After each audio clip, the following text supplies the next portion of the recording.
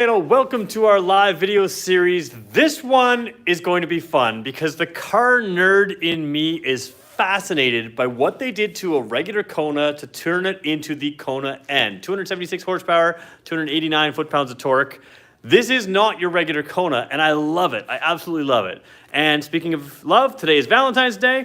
I will not be giving out Valentine's advice today. So here's the thing. If you love this car or you're interested in it, there's a whole lot more I want to go over with it. So we're going to spend about a half an hour going through the details of this car. But if you really love this car, hit the subscribe button right now and let me know that you want to see more on this vehicle, because I would kind of like to be the full-out nerd and go through every digital display in this thing, go through all the settings, go through everything. But that would have to be a separate video, and we can have it back here to do that. I just need to know if you guys want me to do that. So here's how this works. We do this live every single weekday, and we are at the point of year now where things are going to start ramping up and getting a lot more exciting than they were. We had a sort of low inventory for a while. We just got this in, which is obviously exciting. We're going to have the Veloster N in here as early as this month as well. That's going to be exciting. Kia EV6 is coming back. There are so many exciting vehicles coming in. The new Sportage is going to show up soon, or Sportage if you're American.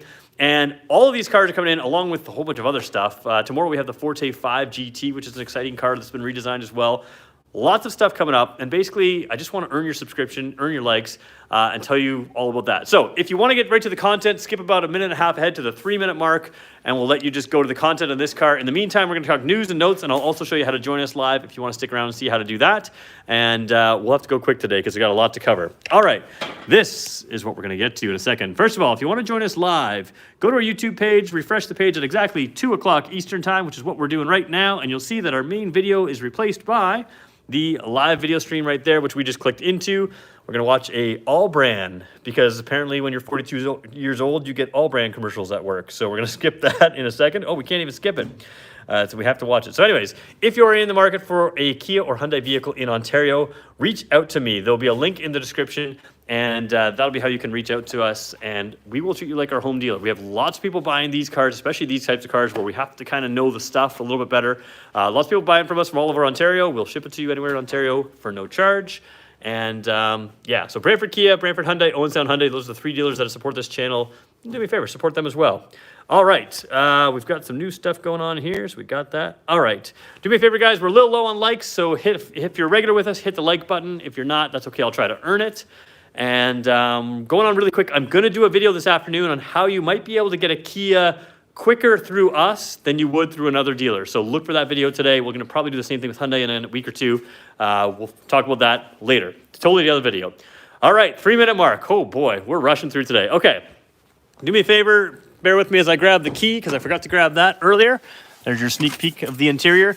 Okay, let's go over this vehicle. Now, again, I want to be really clear. I am a nerd. I understand that. And I want to go over this vehicle in way more detail. I feel like there's so much I don't know enough about this vehicle, but I still know it pretty well. But I want to go over it more. So I'm going to cover as best I can the overview of this car in about a half an hour or so. And then we're going to go into the nerd details in separate videos if you guys request it. So do me a favor, tell me you want to see more about this and tell me you like this car, and we'll get it back in here. All right, starting from the top, here is the key. Obviously, you've got the remote start button. That's about it. Nothing too fancy there. It is obviously a push-button start. Backside, not just the Hyundai logo, the N logo. I don't believe the Veloster had both. I thought it just had the N logo on it. So now you've got both logos there. So you set that down on the table, and if you're with other enthusiasts, they will know what's going on. So we're going to throw that key in my pocket and be done with the key because we don't need it for anything else. Let's talk briefly about this car. A lot of performance cars, and that's what this is. It's a true performance car. But a lot of them go for all-out performance, and they leave out the fun. They figure the fun will come when you take it to the track or something like that. That is a huge difference with these N models, is although ultimate performance is extremely good, performance numbers are extremely good, they build these things for fun. They even have a button called NGS, the N grin shift. Like put a grin on your face, grin shift. These are all about fun, silly, just good. So although they're amazing performers, they're just an absolute blast to drive. And to create that, they don't just make an appearance package like some other manufacturers would do, like maybe throw fancy wheels on, lower the suspension, that kind of thing. This thing is built from the ground up as a performance car, and then they build fun into that even so. And when I say a performance car, I've driven some Corvettes that aren't that fun to drive. They lose traction. They're just not just not easy to drive, not fun to drive. This car is relatively easy to drive for a performance car. You certainly have to be careful with it.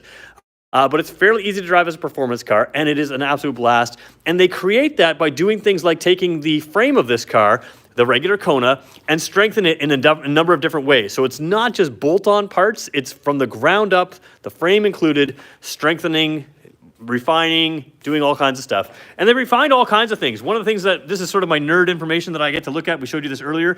Here's the display screens. Now, most of the time we just have this display screen, that display screen, and this section in here is the same on every car. But you can see they've changed up what you can do in the middle. They've changed up the look of stuff. So you have so many different views on the screen. And we'll go show you that kind of stuff in there. They've done the right stuff with the technology in there. It has a heads-up display in this car. And even that screen and technology is redesigned. So you have different views in there, which I won't be able to show you while we're parked here in the video bay, but I can tell you that tachometers running across full color displays that look very much like this in your heads-up display as well is just phenomenal. So you see every piece of this gives you, just that fun feeling, including things like the exhaust note, which is real, and pops and gurgles and that kind of thing.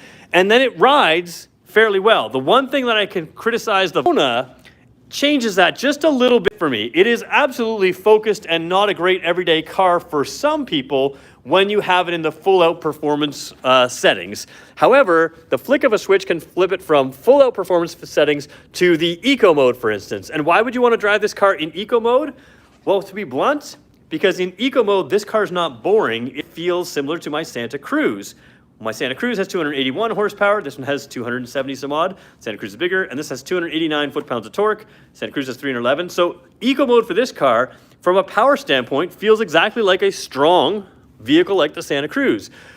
Pop a button or two, and you end up with something that is true performance and true fun. So outside, a lot of changes to the Kona for 2022. We're going to leave that. Let's just dive right inside and start in there. Keyless entry, of course. Powered seat, of course. Excuse some of the dirt in here, guys. We did a quickie cleanup of this. It has to be cleaned up properly. Powered seat with the power lumbar. And that lumbar actually matters to me. I'm someone who has a little bit of a funny back, and these seats are not just great for performance. They have good side bolstering, but they are also very good for comfort. This suede type feel here does help you grip the seats, keeps you in control or in the spot. Now, I will say, it seems to me that these are just slightly less aggressive seats than maybe the Veloster N, slightly less aggressive than maybe the Elantra N, but I could be mistaken on that. So we'll have to see them side by side. I'll have to jump in them side by side to make sure I'm correct about that. But that is something that I kind of feel just a little bit less aggressive, but they certainly hold you in place. All right, jumping in here, as you can see, this is typical Hyundai stuff right now. You got the 10.25 inch screen here, you got the 10.25 inch screen there. What's different is when you turn the car on, this, let's sort of let it come alive here. All right, let's zoom in here. This looks very standard. Now, one thing I realized about this gauge, and I feel like I should have learned this a long time ago, and I'm sure some of you will point out that I should have known this a long time ago. When you're in these standard gauges, see how the 0 is a little bit larger there than the 20, and it's hard to see on the screen here. As your needle moves up and around, let's say we're going 120. If you're going about 115, the 120 will be a larger number than the 100. When you're at 100, the 100 is a little bit larger. It's very tough to see it happen, but as the needle moves through, the number that you're near, not necessarily the number you're on, but the number you're near grows just a little tiny bit. And that happens in all of the Kia and Hyundai vehicles. And you can see here with the digital gauges at 150 on down, 120 is halfway, so 240 should be the whole way. And you can see it squishes things a little bit together in there just to give you that 300 kilometer an hour speedometer. But you're not going to worry too much about that because you're going to hit the N grin shift button and you're going to pull out this gauge. This is pretty cool. Now you can see you've got a few different things going on here. When the car is cooler, your red line is kind of limited through a yellow line right there. Now, if we go back to the regular eco mode, which is just right here, you still have that red line, that sort of orange line there. When the car starts cool, you can see, if I can zoom in here, whoops, sorry about that, guys, hit the camera.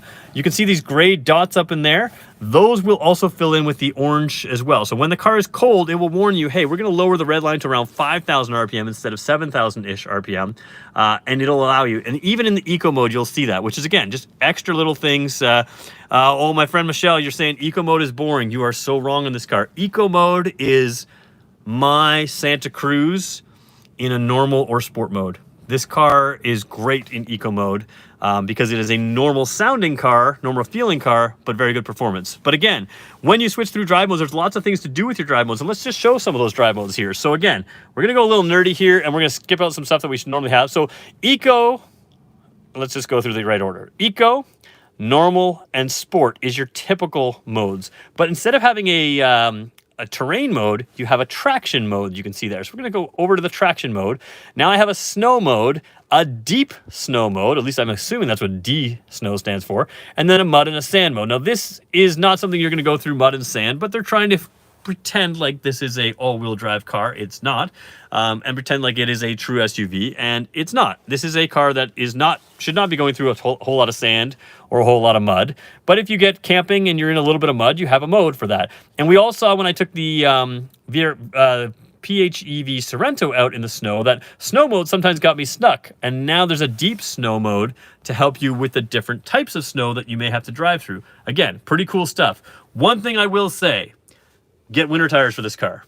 Not even if it's snowing, get winter tires for this car because these are summer tires and they don't have a lot of traction even on dry pavement because they need some heat in the tire to give you traction. I know from the experience with the Veloster, once they have a little bit of heat, this car's got immense grip. But I can tell you right now, when it's today's one of the coldest days around, it was like minus 28 overnight. Even on dry pavement, not a lot of grip in these tires, and so you do want to get that. So just some cool drive mode stuff in here. But then, of course, we go to the sport mode. Sport mode, of course, turns the exhaust up a little bit, the noise up, it strengthens the suspension. But then you've got the N mode here. And interestingly, this N one here, you can cycle through the drive modes, Eco, Normal, and Sport. So that's one thing you can do with your thumb right there. And then ignore this one for a second. And then you can also do your drive modes down here, which is the typical Kona stuff. Now, drive and traction is how you get to the traction modes there. So just cycling through the drive modes, we're going to hit this button now. And that takes us out of the drive mode stage, which is where you're already in sport. So eco, normal, and sport. We're going to hit the button right here. And when we do that, that's when the fun begins. And you can cycle through there.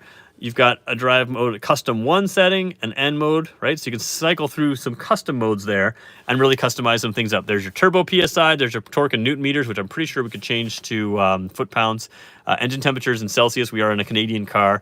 And then the tack being over here, and then the gear shift right there. I don't know if we can see if we can put it in drive. Yeah, so drive, and you're in drive and gear shift. Your gear is number 1, right? So drive in first gear, and there's your speedometer. So everything's right there with your gauges outside of that, and you can customize some of this stuff. But check out my heads-up display. If I can zoom in here, this is what I'm saying is your heads-up display, when you're in that drive mode, see on the right side, 1 through 8, it's a dual clutch, wet clutch. Again, just like my Santa Cruz.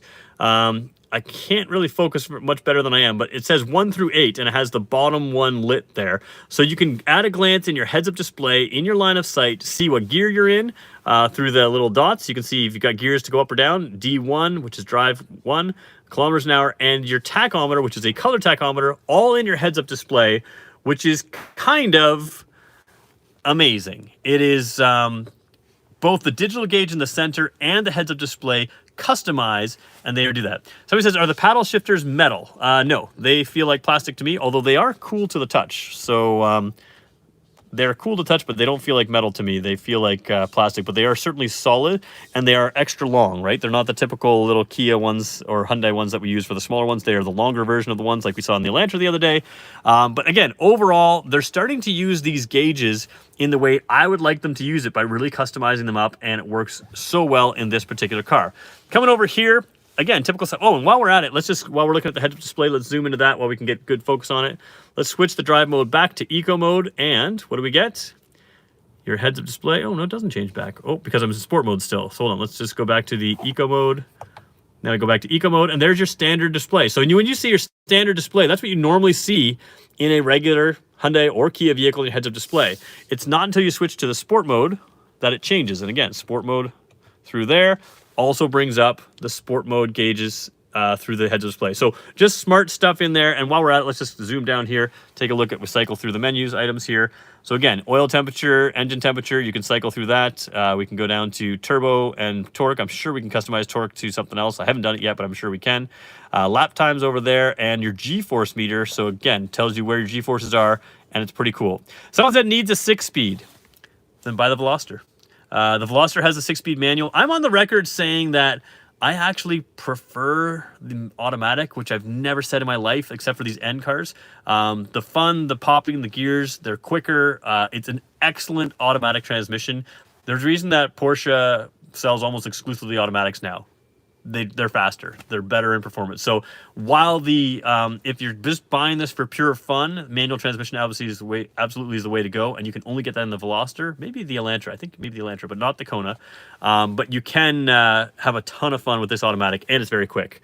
So again, we've sort of showed you some of the basics in here. Let's just keep going across. This is all standard stuff that you would see in the regular car. Navigation can go through there, and tire pressure monitors in the side there. So lots of stuff here. We're going to leave it in, let's go that one here. Put some gauges in there. That's kind of fun right there. So lots of stuff to look at. And again, the noise is pretty cool. Now let's take a look over here. You do have satellite radio, which you can see. You do have a navigation system, which you can see. So again, if you are driving this like a regular car, throw it in eco mode. Eco mode is not boring in this car. Eco mode is normal, strong. You can take your mother-in-law out and she doesn't have any idea that you are in a race car. Switch it from the N mode by one tap of the button, which is right here. Switch into that, and you've got a whole different thing. NGS, N Grin Shift.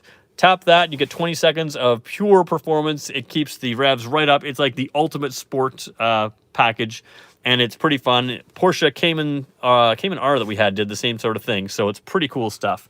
All right, let's take a look in here. Again, I realize I'm stuck on all this technology. We will take your questions in a second here. Let's just go back over to, let's go to the home button here. All right, in the home button, you have the N mode as the very first one. You can customize where these things go, but look at the graphics. They're doing a good job with this now. You can customize a lot of this stuff. So again, you can keep some of these displays up on your screen here, even when they're not in their center dash. And of course, you swipe across, you've got all sorts of extra things here. And you can set up your custom mode here. So you want your engine to be normal, but you want your steering to be Sport Plus, and you want your suspension to be normal. So here's an example where you can have your engine kind of sporty, but your suspension still rides nicer. So if you're taking someone out who just doesn't want to have a rough ride, you can customize it all up. So I'm going to leave them all on maximum right now. But the idea again here is you can put your heads-up display, customize it, exhaust sound, Sport Plus, stability control. You can cut in or out, limited slip differential. So that's electronic limited slip differential. You can customize all of these in that custom mode, which just makes it fun. And of course, you can have that all up. Launch control, you can activate it. Launch control is pretty cool in this car because it's a front-wheel drive car. Unlike something like the Kia Stinger, where launch control just figures it out on its own, you can set how much RPM. So if you're familiar with the launch control, you put your foot on the brake, you floor the throttle, and it's going to rise to a certain amount of RPM. Let's call it 2,500 RPM. You can set it to 3,000, you can set it to 2,500. You can set it to what you want based on the traction available. So right now, today, like I said, with these summer tires on, it's cold outside, I can't allow a lot of spin. So I'm going to lower that, I'm going to lower down where it holds the speedometer or the tachometer. So I'm going to lower down those engine revs for the launch to get the best launch. So although it's launch control makes the car quicker on its own, you can customize it in itself to make it more fun that way as well. Just so much fun. And then the rest of this is normal stuff, right? We've got our maps, we've got our valet mode, quiet mode, HD radio data. Let's just see if we can pull that in there. This is always one of my favorite things to show. If we can show the Doppler radar, hey, it works right now. You can see no snow, nothing, no rain or anything, and that corresponds quite nicely with the sky that you see out there. So again, pretty cool stuff. It's just so much cool stuff in this car. People ask me, would I prefer the Stinger or the Veloster N? And I always say there's such different cars, right? Now we're getting into a situation where I feel like with this car, this one might be more fun, and it is a better value as far as price point than a Stinger. Now, again, it's about fun, ultimate performance, and the Stinger, it's a different class of car, so different things. Coming over here, Blue Link as well, so you can remote start this car from your cell phone, do a whole bunch of other things as well. What's nice about the Blue Link is, oops, sorry, I didn't mean to flip it around. What's nice is they have Blue Link buttons here, but they also have your garage door opener, so you can open your garage door there, and they maintain the spot for your sunglasses, which you guys really like. I know I don't use it, but you guys have revolted when this has not been up there, and so there we go. Sounds of nature. Oh, you know what? No sounds of nature. This is the best. No sounds of nature in this car, and you know why? Because you don't need nature sounds here. You got real motor fun sounds that make people smile. All right, we're going to go and take your questions right now. I still got to show you the back seat, the trunk, other stuff. Like I said, I got to have this car back here. So the way I'm going to do that is you guys have to subscribe for this video. We can see that kind of analytics. Subscribe while you're watching this video. Hit the like button. And and comment on this. Tell us that you think it's great, especially if you're not watching live with us. And then I get to have it back and we'll go through some more fun stuff. So real quick, let's just show you while we're here, because we're gonna leave the driver's environment. Backup camera, crystal clear like you'd expect. It's great. You have the rear beepers as well and sonar sensors that can show you where it's there. Single zone automatic climate control works well. Down here you have a wireless phone charging pad, which you can't see right now, but it works very well as well. It's the upgraded one, which is a little faster and it's ventilated. Obviously all your ports in here. Down here you've got the N-style gear shifter. You can throw it in drive. You can tap it this way and you can switch the gears on your own, or you can use the paddle shifters. And the drive mode and traction mode, which we told you about. Rump roasters, which I think are fantastic because these non-leather seats warm up nice and quickly, and that's my favorite feature. Okay, it's not my favorite feature in this car. It's a heated steering wheel, traction control off there, parking sensors in the rear, and that kind of thing. So it is a manual handbrake, non-electronic handbrake. Some light ambient lighting type stuff in there. And one thing you don't have that you do have in the Veloster N that I think is, I'm going to miss it a little bit. The Veloster N had the seats with the N that lights up. These ones do not have that. All right, let's go take your questions. And like I said, we're going to go into the rear seat and trunk because that's one reason to buy this over the Veloster N. Hit some like buttons. We got 70 people on. Let's just go for 70 likes today so we can get there. What's that, another 35 or so likes? Let's do that. Let's take your questions. And I'm going to turn this off so we preserve some battery life. All right, I'm going to walk in front of my motion sensor light so it turns back on. There we go. And we're gonna go take your questions. I love this car, guys, because like I said, as a nerd, it's totally intriguing to me. And I hope that you guys are interested in it as well so that I get to spend more time with it. So this is how this works. If you're interested, I get to spend time with it. All right, go to the questions here. Sunglass holder is really a must for me. Why? Not sure why they remove it. Yeah, I put my sunglasses in a hard case in the center console. It's just something I've always done. So it never bothers me when it's missing there, but I get that a lot of you haven't. For someone that has received 96 in physics, I appreciate all the information this car gives you. I did not get 96 in physics. I know how to not crash a car by physics. All right, how would you think a car child seat would fit? Pretty much the same as a regular Kona. So we're gonna go in there. The Kona is not a huge SUV, but certainly this adds a lot of practicality over the Veloster N. Another car to consider is going to be the Elantra N, which is gonna have more knee room in that rear seat space and maybe an option for you with the child seat. Now remember, if you're driving with the suspension tuned to firm, there's a significant difference between the firm and the regular. So if you're trying to get your baby to sleep in the back, it's eco mode the whole way. Once that kid gets a little older and they can support their own neck, sport mode the whole way. They'll laugh the entire ride and there won't be anybody crying anymore. All right, what's going on through? Not a ton of questions here, so that's good. Kona N in blue, so boring, need a 6-speed. Oh, if you think a Kona N is boring, then you and I are not the same people. There's no way this car is boring. All right, talking about other cars up here. We'll talk about that later. All right, are there any option packages? Not really. Let's just show you how that looks. Come in through the Kona N, and there is the trims. Let's click into that. And usually it shows you, there you go. That's it, 40 grand. There's your features, no option packages. So we're gonna select that and we'll jump in just so you can see.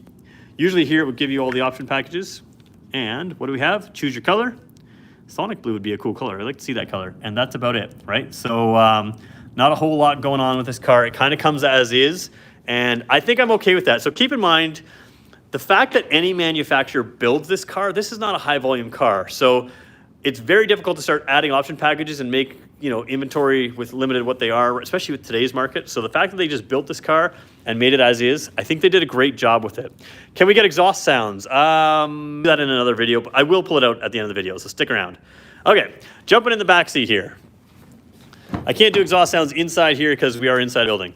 Okay, Kona back seat, kind of the same type of stuff in here. Now the seats look pretty thick because of the bolstering, but pretty good. Matte paint. Oh, you know what? Did it say it had matte paint? I know in the Veloster you can. I haven't checked the paint colors for this one. That's if it does have matte paint, it's usually about $1,000 more or something like that in the Veloster.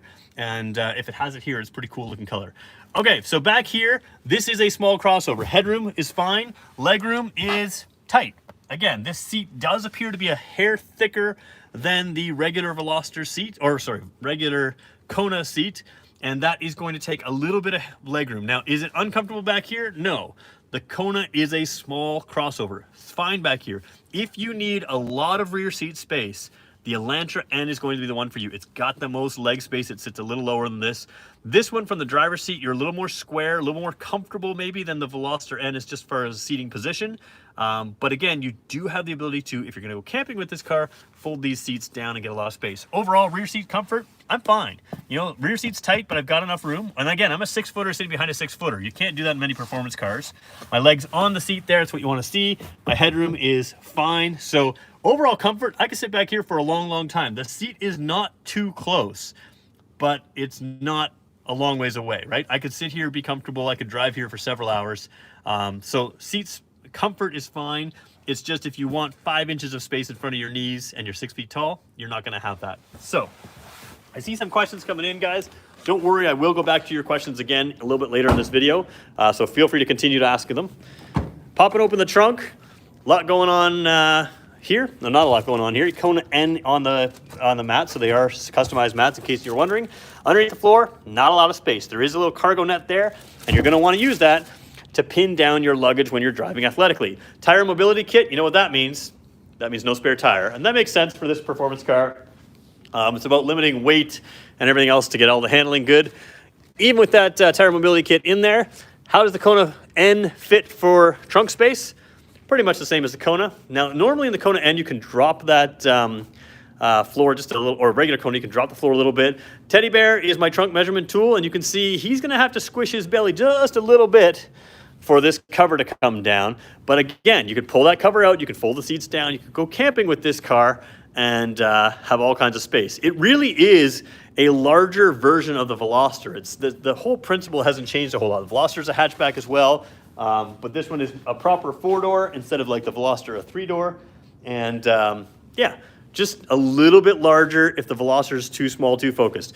And I think the thing for me is the Veloster N is a car I would love to have, because I think to myself, all I really need to carry around is a laptop and a camera, and I'm good to work, right? The reality is I have 2 kids, and the 2 kids are gonna fit a lot better back here than they will in the Veloster N, and they're just a little more comfort. And again, 5 passengers. This is a 5-passenger. Veloster is a 4-passenger. Elantra N will also be a 4-passenger.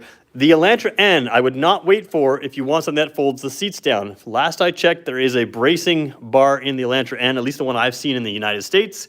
In Canada, I would expect it to have that as well. And so just something to keep in mind that this one is the one to have for luggage space if you're gonna fold those seats down. Huge exhaust, they just don't show up on camera. A lot of detail back here. Your brake light, again, like the Veloster N, not like the Kona, is the triangle here. And you've got the dual level, let me see, spoiler here, I'm just trying to get the example here. So I need 11 more of you guys to say, you know what, let's give it a like. And remember, the more you guys comment on this, the more we'll be able to go through a lot more of the individual specific details. Oh, I gotta get a little further in here. Car keys in my pocket. There we go. Car's on, headlights are on, and we're gonna turn the left side signal on so we can just look at lighting real quickly. Lighting is excellent. Ooh, I'm looking the wrong way. There we go. You got the LED there in the mirror. You've got the LED up here, which again is much more amber in person. The camera has trouble adapting to that.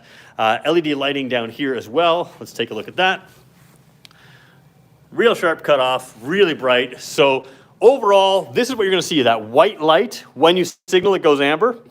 But that's your daytime running light. Your headlights down here, because it's the high-end Kona, you don't have the regular lights there, you have the LED lights, and that just makes for really bright white light. It's really good because the white light at night allows your eyes to automatically recognize. It's closer to a daylight color, and your brain doesn't have to think, what am I seeing? It just picks it out much better. Single LED right here, which is super bright, as an amber light, just to give you the legal lighting on the side there. Come along the back here. Lights up top, very similar, nothing too special at night, very similar to a regular Kona. And then down here as well, a little bit of a 3 line there and signal light there. So that is just the basics of this car. I want to show you more. I want to show you a lot more. I want to talk over about everything. So we will go make the exhaust make some noise outside in just a second here. Let me just take your questions for a second, and we're hoping for at least 70 likes. We got 92 people on. There's no reason we can't hit 100 likes if you guys all want to hit the like button, but let's see what we can do. And flip it back here. Now, is there a matte color? Someone asked that earlier. I feel like there's not. So just the matte color. Sonic Blue, Atlas White, Cyber Gray, Ignite Flame, which is red, Phantom Black and Performance Blue. So not the matte color on this one. That's a good question somebody asked. Okay, let's go back to your questions here. Can you get black Hyundai rims with the Kona N? You could, but you're going to have to buy them aftermarket. So this is the only rim that comes with this car. They look pretty sharp in person. The dark color doesn't show up on camera the way it does to your eyes. And even little things like the brakes. I think they're like 11-inch on the regular Kona and like 14.3 or something here. They're significantly larger front brakes, significantly larger rear brakes than the regular Kona. Full from the ground up. Like I said, the strengthening welds, strengthening pieces. The frame has been redone as well as every piece of this car to make it a more performance vehicle. And in no way is really related to a regular Kona. This is not something you can build for yourself. Apologies if you covered it. What does the N stand for? I'm supposed to know this. I know it's been tuned on the Nürburgring, which is the thing. There was a reason for this, and it slipped my mind, and you guys are going to know this, and I'm going to feel like an idiot for not having it off the top of my head. I thought it was Nürburgring, but then I found out it might not be Nürburgring, and I couldn't remember anymore. It stands for the same as BMW's M division. It's the N thing. Have I discussed pricing yet? Yes, this is a $40,000 car, $39,999, plus the MSRP and those kind of things. So we've covered that there. But yeah, somebody's going to correct me, and I do apologize, guys. I spent a whole bunch of time studying the nerdiness of this car. The N part of me, I forgot, but I thought it was Nürburgring where they tested it. I don't get web page to open that you have. Oh, I'm not sure how to do that for you. Okay, so the exhaust sounds you want to hear. Would you prefer the Stinger or the new Kona N? Very different cars. The Stinger is refined, powerful, a lot of fun, certainly more spacious, much larger car, probably a little more luxurious. This one has all the tech that I like. Is an absolute blast to drive, does not have the same, it's going to impress different people. This is going to impress the 22-year-old kids. The Stinger is going to impress the 55-year-old, let's call it men. I don't know. But you know what I'm saying? Like, there's a youthfulness to this car that is fun, exuberant, and will turn off people who want a smooth, elegant ride. I think I might drive this. I don't know. Like, I like them both, but they're definitely different. So there we go. What do we got here? Oh, Nam Yang. There we go. N equals Nam Yang. It's a race area in, there we go. That's what it is. You're right. One of my regulars is reminding me what the N stands for, which is an area in Korea. All right. Somebody says it's around $35,000 US. I believe that's true. I think it's probably a hair better deal. Somebody says, well, then call me a 54-year-old man. I like the Stinger. I don't dislike the Stinger. So here's the thing. I think the Stinger makes you happy where this makes you giggle. I think the Stinger has lasting joy, where this is an adrenaline rush. This is an amusement park, whereas the Stinger is a action movie. It's intense, but it surrounds you, right? Where this is all about just making you giggle and smile. And I'm, as a 42-year-old that sits right between the 20-something-year-olds that you guys are saying, yeah. So one of you are a little, yeah. Anyways, I'm just saying, I don't know. Both are fun. This is definitely going to be for a smaller market than the Stinger. This one, when it turns into a sport mode, it is an aggressive ride. It is a firm ride. It is a race car for the street. The Stinger would have to have an extra performance level added. We had one in here that we looked at. My buddy Will, he's got a car that was lowered, a little more engine sound with the Borla exhaust. That would be what you would need to do to a Stinger to get it to this level as far as just entertainment. Okay, Stinger's my dream car? Yeah, great car. Which of the three N cars would I choose? Okay, so keep in mind, I've only driven the Veloster N and the Kona N, and the Kona N I haven't had time to drive enough. I like the Veloster N. The Kona N would work for me. I feel like the Kona N is a everyday car that at the flick of a switch I can switch, whereas the Veloster N always kind of feels like a bit of a sports car. I'm leaning towards the Elantra N, which in normal cars would be the last car I would buy personally. The Elantra, I find, sits a little lower than I'm comfortable with, but in a performance car, I think that's good. But again, I haven't driven that car. We will see that car here again soon. All three are very good. It really depends on if you need the space. I don't think this offers a ton of rear seat space, which makes the Elantra probably a little bit more, but certainly the fold down abilities, the roof racks, like this suits my life better, and it's probably the one I should buy. I can put my kayaks up there. I can drive it as a normal vehicle. and then just turn on the sport like crazy. So why not all-wheel drive? Probably due to handling and weight. By the time they throw an all-wheel drive system on here, they probably don't have a performance all-wheel drive system, and it would just be for snow. And when you add that weight and don't have something that can handle the performance of this, you probably end up hurting the performance. Things like cornering speeds will be lower because of the weight. Things like acceleration may not be enhanced enough because it's not a rear-wheel drive biased all-wheel drive system. So you may end up with a slower car by putting an all-wheel drive on this. And I don't disagree with it. Like, if you think you need all-wheel drive in this car, then you probably aren't thinking it's the right car for you. It's a lot of fun. All right, $5,000 to $8,000 markup that I've gotten in California so far. Guess what? We don't do that here. So I get to talk very freely about, hey, we don't do that markup. All right, we're gonna take it outside right now. We're gonna wrap up this video. I won't have time to come back to my computer, but we'll try to make some noises with it. And it's only me, so you're just gonna hear what you hear inside. But yeah, let's just do that for a quick second. I gotta go get my remote so I can get in and out without leaving the door open. Bear with me, guys, we'll do that. We're gonna go a hair long here, but we'll make it fun. All right. Okay, I've got my remote. Performance numbers, I don't spend time paying attention to those. They're all over the web. I think 5.5 seconds, 0 to 100, and somebody's gonna say, oh, that's not that quick compared to XYZ. Yeah, it's way more fun though. Okay, here's what we're gonna do, guys. I'm gonna kick you off the Wi-Fi network, so it's gonna look like I'm disappearing for a second. That way I can go outside and keep you guys on. Then I'm gonna just make some noises and show you some things inside, and then we're gonna try to wrap it up in the next 3 or 4 minutes. So stay with me, give me some likes, because we're doing things different for you. All right, open up, stay with me. I'm gonna get rid of my Wi-Fi.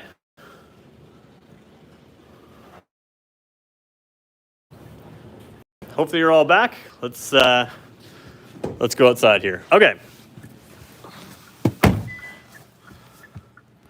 Okay, here we go. We're gonna start the car up. Gonna turn the signal off. Gonna turn the headlights off, or to auto. Starting it up. I'm gonna go in reverse for a second to get out of here. You can see the backup beepers are gonna start beeping there. Eventually. There we go. See, so it's seeing something behind you. Put it in drive. We're gonna go forward. All right. Give me a second to shut the garage door. Now, I'm not gonna race it or do anything silly here. I'm just gonna be in the parking lot. Okay, windows open. Let's put all the windows open. Let me just shut the door. Somebody's gonna be angry about me making a whole bunch of noise. It's gonna be fun. Okay, so we're gonna turn all the windows down. All the windows are down so that you can hear what happens when we do one little thing. We're gonna put in drive. We're gonna hit the N button here. Actually, let's just put it into sport mode for a second. Oh, we are in sport mode. So I don't know if you heard it, but it got instantly deeper in there. So a deeper noise in there. Sounds pretty cool. Now we're gonna go into the N mode. N mode, no change in the noise, but the dash did change. So there we go. There's the dash. Now we're gonna hit the N grin shift. Oh, I have to do that while we're driving. Okay, so let's put a neutral. We'll rev it for you for a second here. Put a neutral. Yep, you don't get any of the popping and everything else. So when you drive, as it downshifts, especially in the sport mode, that kind of thing, it just sounds cooler. It sounds way better. Place your phone near the exhaust. I can, but it's only me. So here's what we got. When you're driving, it'll do a lot more popping sound as it gears down. Here's what the exhaust sounds like. So there we go. And again, you can hear that, both sides, it's clear, it's a real exhaust sound, it's not a fake sound, and yeah, it's pretty cool. All right, do me a favor, guys, 115 of you are on. I'm gonna leave this, you guys, right here. Hit the like button for me. If you wanna see more of this car and really dig into some fun stuff, let's do that, but tell me you need to see that in the comment section and the like areas. There's 1,000 things I wanna show you in this car still. So, need to do a driving video of this car? Yes, this will be a car we'll do a driving video of at some point. So not today, it's slippery because it's cold. And I'm freezing my ears off right now because I had the hairstyle for this. Thank you for joining us. Happy Valentine's Day. Remember, if it's someone in your life, make sure you treat them well on Valentine's Day. And I won't give you any more advice than that. Thanks everybody for joining us. We'll see you again in the next one.